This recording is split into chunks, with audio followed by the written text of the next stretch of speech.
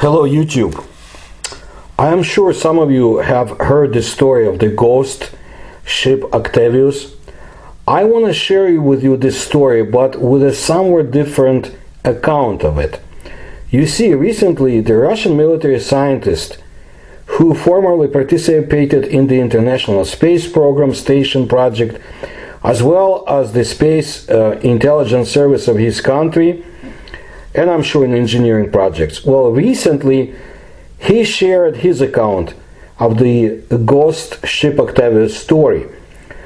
A few more words about Sergei. He graduated from the Mythological Military Space Academy, where many bright Russian scientists, intelligence officers, and space exploration participants had been enrolled, and still are, the new generation. So I pay attention to what he says in his open internet page. And he is interested in this case. I think I know why, and I will also add my research conclusions, but later. But let's see what Sergei said about this story. Apparently he had additional information, and in my opinion it's a little bit different from the Western accounts. Ghost ship Octavius, the magnificent three-masted sailing vessel Octavius, has left the port in London, England, to make a trade trip to China. There was a fully equipped crew on board of the ship, as well as the captain of the ship with his wife and son. The passage proceeded as usual, even ahead of schedule. It would seem that, what could go wrong? In fact, as we all know, if everything goes perfectly, then the biggest problem is somewhere ahead, according to Sergei. And so it turned out. And it was the Northwest Passage. Well, after arriving in China, unloading goods, and preparing for the return trip, the ship's captain, who was in a great mood, for some reason decided to take a chance. The weather was warm and calm, and therefore the brave sailor decided to go through the untested Northwest Passage at that time. This is the legendary sea route between the Atlantic and the Pacific Oceans, which runs through the Arctic Ocean along the coast of North America too. For a long time, this route was considered the shortest way to Asia. Well, hypothetically, because no one had ever managed to pass it before. And therefore, the actions of the captain of the ship, Octavius, can be called extremely risky. However, he still sent his ship and its crew into the unknown, in an attempt to make a crazy sea crossing. Maybe the captain did not know that the Northwest Passage was very dangerous, and that it is tightly bound by ice in many huge areas. Well, no, he knew everything. The captain and crew of the ship Octavius relied on warm weather and very comfortable natural conditions that could help them on the way. And they were also driven by quite human vanity. After all, if everything works out, the names of the heroes will be on par with the name of the great navigators. Names of Columbus, Magellan, Drake, Cook. Well, all the preparations were completed. One day all the preparations were completed.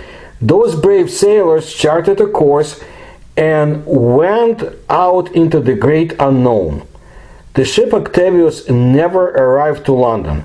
Its contemporaries assumed that it met its fate in the ice. The vessel was ruined by the harsh Northwest Passage, like many other ships that tried to pass it, and eventually the ship was declared lost or dead.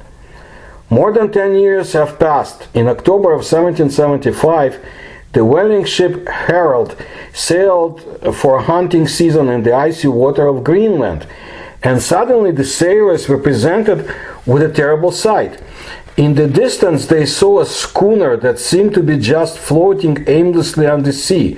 The whalers decided to approach it, and when they advanced closer, they saw that there was no one on the deck, and that the ship seemed to have been abandoned for a very long time, despite the fact that it was in perfect working condition and was not damaged at all. Although it suffered from the elements, Octavius' sails were like rags. Actually, this is what attracted the attention of the crew of the whaling ship. Having studied the mysterious ghost ship more thoroughly, remotely, the sailors concluded that it was the long-lost Octavius. This information caused a storm of emotions among the team members. Everyone was wondering, where was the ship all this time? And what happened to its crew? Where did they go? The crew of the Herald intended to find out, and the captain sent a boarding party to conduct further investigation. When the boarding party carefully boarded the Octavius, its members heard only the sounds of gusts of wind and waves lapping against the side of the abandoned ship. No one responded to the screams. After walking along the creaking deck, the sailors prepared to enter the gloomy interior of the ship. They lit their way with lamps, in which small flickering lights danced, dispelling the darkness. Making their way through the gloomy corridors, they opened the first cabin, and they found a terrible sight. There was a dead man inside, frozen to the state of ice. His posture indicated that he froze instantly without even having time to understand anything. The whalers penetrated further and further into the ship and discovered more and more frozen bodies. All of them were perfectly preserved, and they looked like insects stuck in amber. It looked very intimidating. It was as if all these people just suddenly froze in place while going about their daily business. The entire crew of the ship Octavius, consisting of 28 people, was found in this condition. However, when the sailors reached the captain's cabin, everything became really strange and scary. When the sailors entered the cabin, they saw that someone was sitting at the table with his back to the door. The body looked so real that it seemed like it was going to turn around and ask something. When the whalers got closer, they saw that it was the captain, and he sort of froze in place, like all the other people on board. His stiff, statue-like hand was still clutching the pen that hung over the ship's logbook, where the entry was made, dated November 11, 1762. The rest of the cabin was in perfect order. The inkwell was neatly on the table, everything was in its place. And all this created an eerie feeling that this person was simply frozen in a matter of seconds. Even more eerie were the frozen bodies of his wife and child, found in the next cabin. A review of the logbook showed that the last recorded location of the Octavius was positioned north of Utqiaġvik, Alaska. However, there was no further information about what happened to the ship after that. But the most interesting thing was this: considering where the ship was discovered, it still managed to pass the Northwest Passage, regardless of whether there was someone alive on board or not. The crew of the Herald was quite terrified and hurried to leave the place of discovery of the ghost ship. And that was the last time anyone saw Octavius. Since then, its fate is unknown. What happened to the ship and its crew? And how did it manage to overcome the impregnable Northwest Passage? The basic hypothesis is that the ship got stuck in the ice while trying to make its ill-fated crossing. People died from the cold, and the ice gradually moved, pushing the ship into the Atlantic after 13 years. It's very controversial, and it doesn't explain in any way why the crew was found so perfectly frozen, and there were no signs of chaos or panic on board. Unfortunately, the ship was never seen again, and therefore it is impossible to know what exactly happened to it and its crew, and also to establish whether the story is true or not. The tale of the ship Octavius later became an urban legend, and retold with various modified details. Sergei also contributed a little bit himself to the story, although the basic essence of this legend remains the same all the time, with the same surreal elements, frozen bodies and the eerie howling of the wind in the tattered rags of the sails of the ghost ship. Some concrete information of the reality of this story is completely absent. This story has long passed into the category of marine myths and legends, and its exact circumstances and details are lost in time. So, we heard the Russian specific rendition of the Octavius story. There has to be a reason why the Russian military scientist, albeit former, mainly interested in space exploration and possibly alien visitations, why he paid attention to it, or whether he wanted to send someone a message with his rendering of the story. Well, based on my research, I believe the point of interest is the last location where Octavius was reportedly observed, Alaska. Utqiaġvik is the economic, transportation and administrative center for the North Slope Borough. Located on the Chukchi Sea coast, Utqiaġvik is the northernmost community of the United States. The community is traditionally known as Octavius, place where snowy owls are hunted. Utqiaġvik was incorporated as a first-class city in 1958. The town was named in 1826 for Sir John Barrow, second Secretary of the British Admiralty. In 1889, a whaling station was established. Explorers, surveyors, and scientists also used it as a base of operation as they mapped the Arctic coastline and conducted meteorological research 515 kilometers or 320 miles north of the Arctic Circle. The native Inupiat population, a branch of the Inuit people who live in the far north of the United States and Canada, had their language and culture suppressed when children were forcibly sent to the government-run schools, where they were forbidden to speak their native tongue. An important historical site in the area is the Pignik archaeological site, which contains 16 dwelling mounds of a culture believed to have existed from 500 to 900 AD. I wonder what happened to them. The archaeological findings are considered a key link between the prehistoric cultures of Alaska and Canada. Another interesting site is the Cape Smith whaling and trading station in nearby Barwell. Cape Smith was built as a whaling station in 1893 and is the oldest frame building in the Arctic. Now, during the 1940s and the 1950s, the military played an influential role in the area.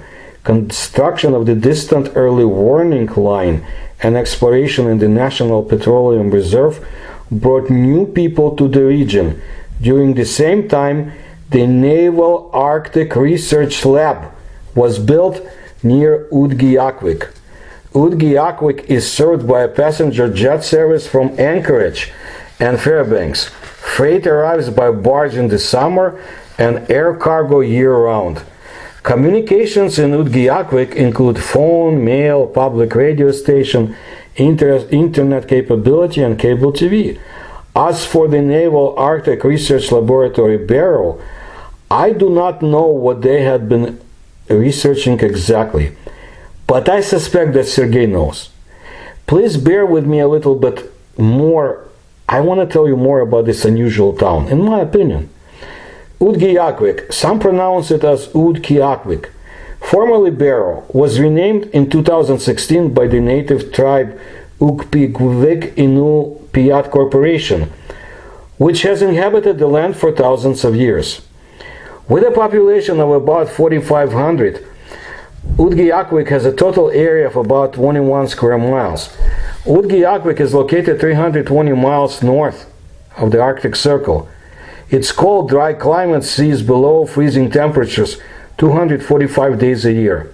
Utqiaġvik experiences 67 days of darkness in the winter and 80 days of sunlight during the summer. Utqiaġvik is surrounded on three sides by the Arctic Ocean. Okay? The city is a desert and averages less than 30 inches of snow a year. It is one of the cloudiest places on Earth. The city is completely overcast approximately 50% of the year. The average high temperature is 17 degrees Fahrenheit, with a record high of 79 degrees Fahrenheit. The average low temperature is 6 degrees Fahrenheit, with a record minus 56 degrees Fahrenheit. The average high temperature in March is minus 6 degrees Fahrenheit, while the average low is minus 19 degrees Fahrenheit. The city is only reachable by airplane, as there are no roads leading in or out of Utqiaġvik. But maybe there are invisible roads that lead into the Alaska Triangle, also known as the Alaska-Bermuda Triangle, because it exists. The borders of the Alaska Triangle connect Anchorage and Juneau in the south to Utqiaġvik, formerly we know this as Barrow, along the state's north coast. This is what I picked up on the internet and through some research. Like much of the state, the vast expanse inside this triangle's perimeter contains some of the most unforgiving, rugged, harsh wilderness in this continent. There are taiga or boreal forests, craggy mountain peaks, alpine-like lakes, and large areas of plain or just wilderness. You know, impregnable wilderness where you can easily get lost. Amid this dramatic backdrop, it's hardly surprising that humans go missing. What is really surprising is the real number of people who go missing.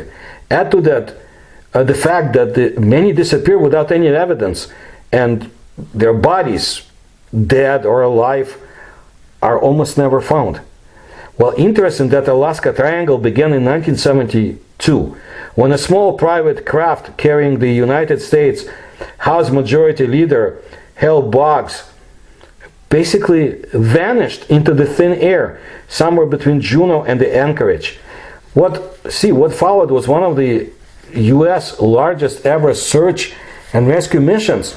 Actually, for more than a month, I heard 50 civilian planes and 40 military aircraft. They looked in the area of 32,000 square miles. They did not find any trace of that aircraft. So, given the sheer size of this triangle, it's easy to at least relate the mysteries to the obvious perils, dangers of traveling through such a gigantic, inhospitable landscape. Size-wise, Alaska is big. It's enormous.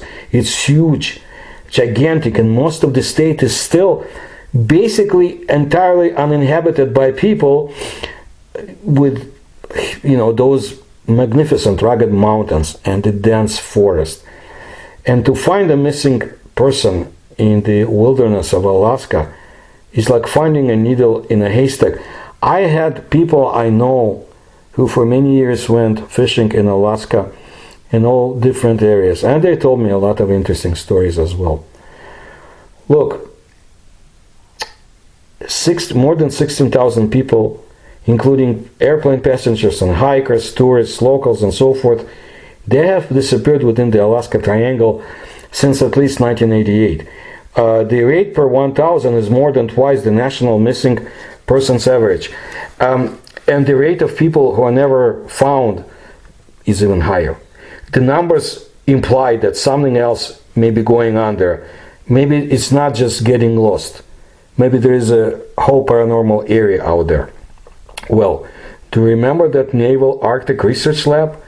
Well, the Arctic Research Laboratory was established in 1947, okay, and has supported a vast number of atmospheric, biological, oceanic, and terrestrial research activities.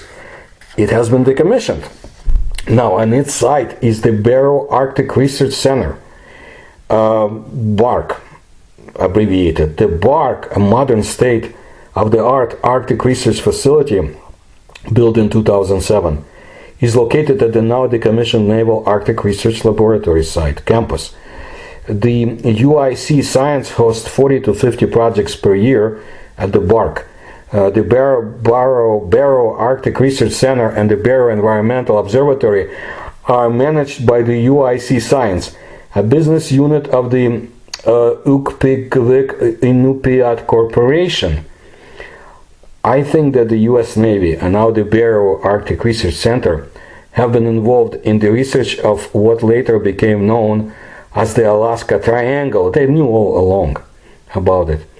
and that the Octavius disappeared in the void of strangeness and paranormal phenomena, because the ocean waters are also part of that mysterious triangle, and the Russians, it seems, are interested too. But I do not know who will prove me right. Maybe some other researchers will confirm my hypothesis or will prove me wrong. Who knows? There is something else that I cannot, of course, blame on the Russian military scientists. This is my own interest. Ever since the time when in my youth I read Arab fairy tales and myths, 1001 Nights. Actually, many of the stories are originally from India, maybe even from China too.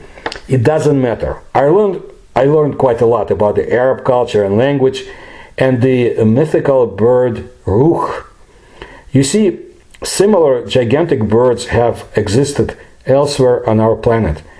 And if the cryptids were of avian origin, you know what? I doubt that. Well, such birds were in mythological ideas that some people in the north have had. And I'm talking about Alaska, Russian Siberia, Canada, you know, the Bering Strait area, all that. The fact is that in their legends, there was a common motif, also like in other regions of the world, birds commanding thunder. Gigantic birds and making thunder-like sounds, or actually commanding thunder as a force of destruction. The most famous are the thunderbirds from the folklore of the American Indians, but the people of Russia, different ethnicities, also told stories about them. In the legends of the Evenks, the hero fought with a double-headed eagle with 4 wings, 4 claws, and iron feathers. When the eagle flapped its wings, fire broke out. When it clapped, thundered. The Evenks of the Olympic district represented the thunderstorm as an iron bird with fiery eyes. You gotta imagine what they're referring to. Inuit Eskimos living in the area of the Bering Strait depicted giant eagles that hunt whales, dive down on them from above and grab them with their claws. I heard of such legends in Alaska, but I have not heard enough. But I can imagine an attack of such gigantic cryptid or a war bird, aircraft, maybe of another, not terrestrial origin, or if terrestrial, of some civilization that we cannot comprehend. I can imagine such an attack in the ice-cold ocean waters and the destruction of the ship, sailing ship. All this can explain why Octavius disappeared, but we still do not know why the crew of the ill-fated vessel froze up instantly. What happened to them? If this story is not just an urban legend. You see, I just don't know enough. But maybe somebody else can continue this research as well. Because I have a lot of areas that interest me, and I told you about them in different parts of the world. And I was able to visit some.